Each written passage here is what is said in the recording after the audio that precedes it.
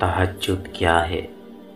یہ وہ نماز ہے جو ہم پر فرض نہیں کی گئی، تو پھر اس کا اجر اتنا کیوں ہے؟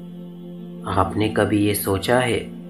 اس کا اجر اس لیے ہے کیونکہ اس کا پیغام نہیں آتا، اس کے لیے خود اٹھا جاتا ہے۔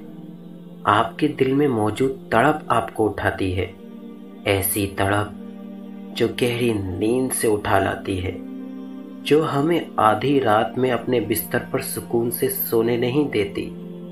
اور اس تڑپ کے ساتھ جب بندہ اپنے رب کے حضور اپنی پیشانی زمین پر رکھتا ہے تو اس کا وہ سجدہ اسے فرش سے عرش پر لے جاتا ہے۔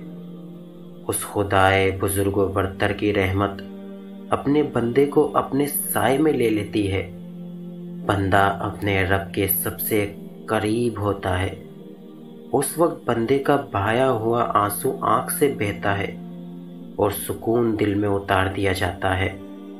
ہر تکلیف ہوا میں کھو سی جاتی ہے۔ اس وقت رب اتنا قریب محسوس ہوتا ہے کہ لگتا ہے بس وہ ہمیں ہی سن رہا ہو۔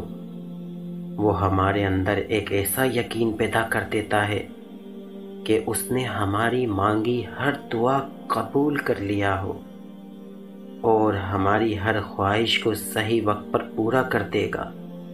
تہجد کا وقت خدا کی محبت کا عروج ہوتا ہے۔